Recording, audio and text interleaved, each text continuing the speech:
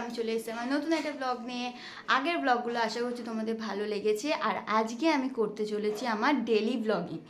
তো ভাবলাম আজকে থেকে শুরু করা যায়, কিন্তু আজকে থেকে শুরু করবো প্ল্যানিং করেছিলাম। আজকে ঘুম থেকে উঠতে অনেকটা দেরি হয়ে গেছে, কারণ বাইরে ওয়েদারটা খুবই সুন্দর, খুবই বৃষ্টি হচ্ছিল, আর ওই জন্য ঘুমটা ভাঙতেও দেরি হয়ে গেছে। যাই হোক, এখন 8টা বাজে, তো আমি উঠে গেছি, ফ্রেশ হয়ে গেছি। তো আমি ভাবছি আজকে সারাদিন আমি কি করি না করি সেইগুলোই তোমাদের সাথে শেয়ার করব। আশা করছি তোমাদের দেখতে ভালো লাগবে। যদি ভালো লেগে থাকে তাহলে কিন্তু একটা কমেন্ট করে দিও অবশ্যই।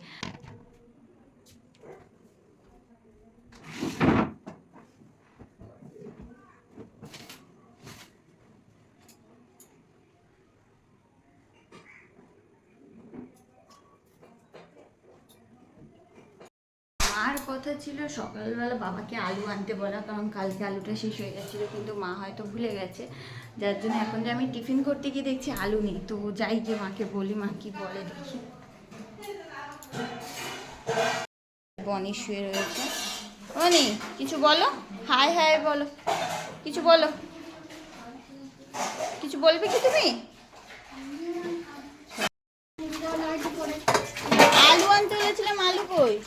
আলু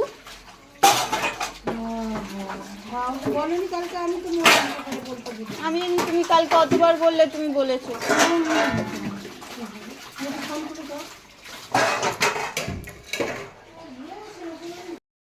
এখানে এসে গেছি আমি আটা মাখার জন্য। আটাটা মেখে নিই, মা যাচ্ছে আলু নিয়ে আসবে বললো অল্প করে। মা ততক্ষণ আলুটা আনুক, আমি ততক্ষণ আটাটা মেখে নিই। আর মাথাটা দেখে বুঝতে পারছি পুরো তেল তেল হয়ে রয়েছে। তার কারণ হচ্ছে আজকে আমি শ্যাম্পু করবো বলে কালকে রাত্রেবেলা হচ্ছে তেল মেখেছিলাম, ওই জন্য মাথাটা পুরো তেল তেল হয়ে রয়েছে।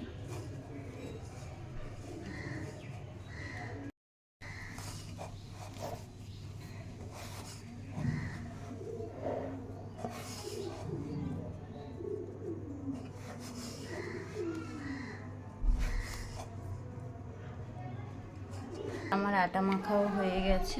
আচ্ছা, আমাদের এই বাথরুমের জায়গাটা পুরো পায়রাতে ভর্তি। আর প্রতিদিন সকালবেলা ওরা ঘরের মধ্যে ঢুকে আসবে, সব জায়গায় ময়লা করে দেবে। এই যেখানে বসে রয়েছে, আমি আগে একদমই আটা বেলতেও পারতাম না, মানে রুটি বেলতেও পারতাম না, মাখতেও পারতাম না। মাখাটা আমার সব থেকে বেশি বিরক্ত লাগতো।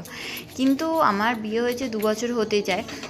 এখন অ্যাকচুয়ালি আমার শাশুড়িমাই আমাকে এটা জিনিসটা শিখিয়ে দিয়েছে, কীরকমভাবে বেললে রুটিগুলো একদম প্রপারলি গোল হয়। একটু বেশি করে আটা নিলে বা ময়দা দিয়ে বেললে তো আরও সুন্দর গোল হয়, আর পাতলাও থাকে রুটিগুলো। তো এখন আমার রুটিগুলো যখন একদম গোল হয়, আর প্রত্যেকটা রুটি যখন ফুলে না, আমি মাকে ফোন করে বলি, জানো এখন আমি কিন্তু রুটিবেলা শিখে গেছি। তো এটা আমার জন্য একটা খুব প্রাউড মুমেন্ট যে আমি নিজে করছি, কারণ আমরা বিয়ের আগে কখনো এই সমস্ত জিনিস করিনি। যাই হোক, এখন শিখে গেছি, নিজেরও খুব ভালো লাগে যে আমি নিজে করতে পারছি।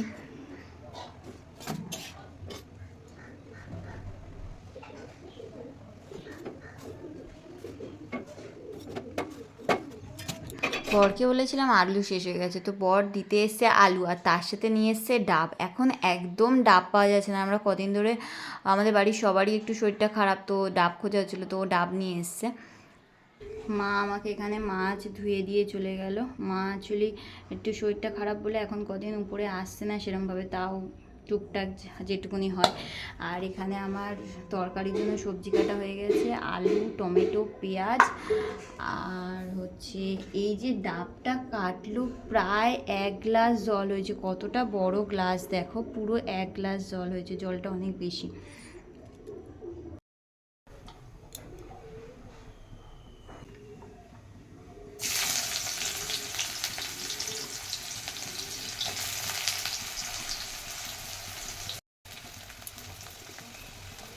এই রান্নাটা আমি আমার মার থেকেই শিখেছিলাম। এটা হচ্ছে তাড়াতাড়ির রান্না, আর ঝুট ঝামেলা ছাড়া তুমি তাড়াতাড়ি এই রান্নাটা করে নিতে পারো।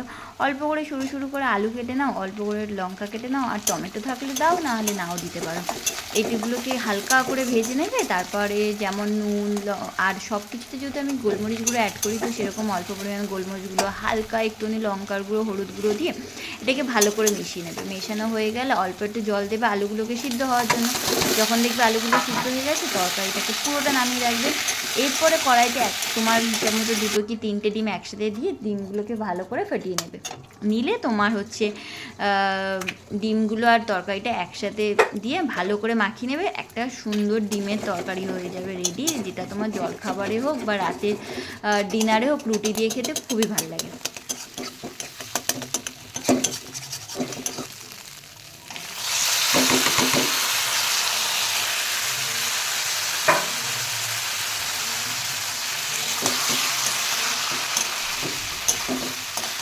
আগে আমি ওদের দুজনের টিফিনটা গুছিয়ে দিচ্ছি। এখানে টিফিন গোছানো হয়ে গেলে তারপরে আমি মাকে দিয়ে আসবো। এবার ওরা হয় এসে নিয়ে যাবে বা হয়তো মা গিয়ে দিয়ে আসবে, মা হয়তো খেয়ে নেবে তারপরে গিয়ে দিয়ে আসবে। তো আগে আমি গুছিয়ে রেডি করে রেখে দিই, যখন আসবে তখন নিয়ে যাবে। আমার কাজ সারা হয়ে গেল। এরপরে আমি যাব হচ্ছে আমার রান্নার কাজে, আর আমিও এরপরে গুছিয়ে দিয়ে নিজেও খেয়ে নেবো।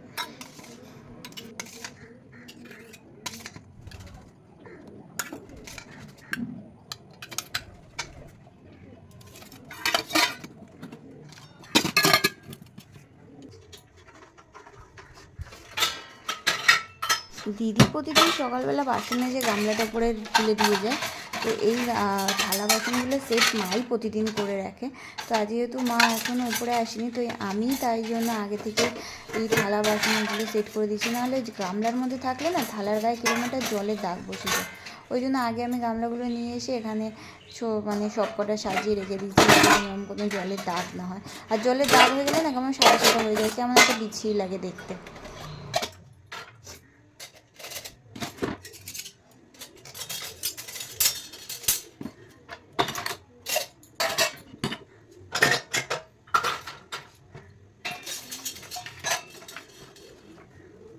আমি মাকে কালকে এটাই বলছিলাম যে আমি এত কম কথা বলি, আর ব্লগিংয়ে সাধারণত বেশি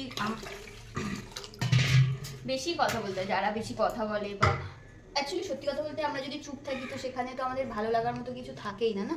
তো যারা বেশি কথা বলতে পারে, কথা বলে, টকেটিভ হয়, তাদের জন্য ব্লগিংটা খুব সুবিধা।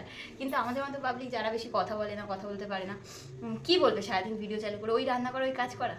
তো মা বললো তুমি শুরু তো করো, তারপর দেখবে আস্তে আস্তে তোমারও এসে যাবে। তো আমিও ভাবলাম হ্যাঁ, যত যত করবো, যত ভিডিও আসবে আস্তে আস্তে হয়তো আমারও প্র্যাকটিস হয়ে যাবে, আমিও হয়তো কথা বলা শুরু করে দেবো।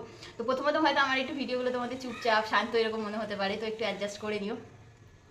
আমিও চেষ্টা করবো আমার কাজের মধ্যে দিয়ে তোমাদের সাথে যতটা কথা বলা যায়, যতটা বলা যায় সেটা তোমাদেরকে বলবো। মা তো মাছগুলো সকালেই ধুয়ে দিয়ে গেছিলো, তো এখানে আমি এখন নুন হলুদ মাখিয়ে নিচ্ছি, মাখিয়ে মাছগুলো ভাজা করে নেবো। কিছু মাছ ভাজা রাখবো, যেটা হচ্ছে গরম তেল দিয়ে আর মাছ ভাজা দিয়ে ভাত খেতে খুবই সুন্দর লাগে। আর কটা মাছ করে নেবো হচ্ছে শস্য বাটা দিয়ে পাতলা করে ঝোল, যেহেতু কালকে আমাদের রিচ খাওয়া হয়ে গেছিলো না, ওই জন্য আজকে একটু হালকা করে খাওয়া দাওয়া হবে।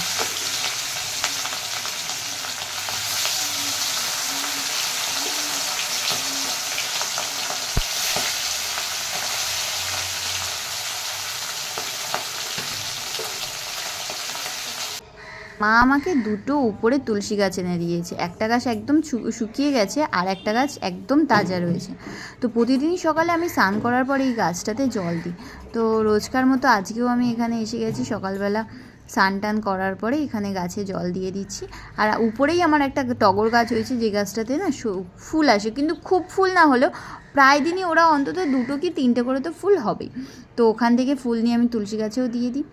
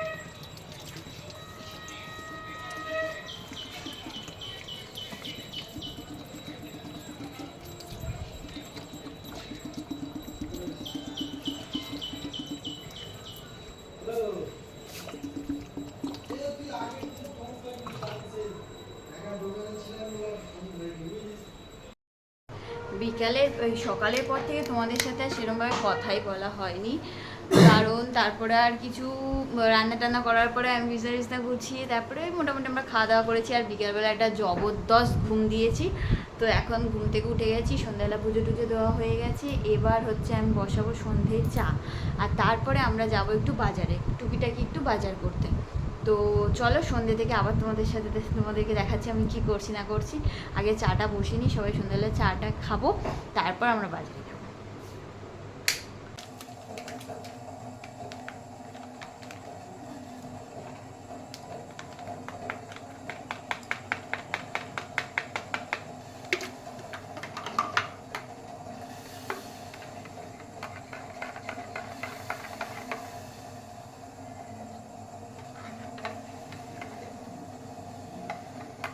তো এখানে আমি সন্ধ্যে চা করে নিয়ে চলে এসেছি। আমাদের প্ল্যান ছিল সন্ধ্যাবেলা চাটা খাওয়ার পর একটু বাজারে যাবার, কিন্তু রাত্রেবেলা আজকে আমাদের এখানে 14ই আগস্ট যে রাত দখলের যে জমায়েতটা আছে, আমার ইচ্ছা আছে সেখানে যোগদান করার, কিন্তু সেই কারণেই আজকে আর আমি বাজারে যাওয়ার প্ল্যানটা ক্যান্সেল করে দিলাম।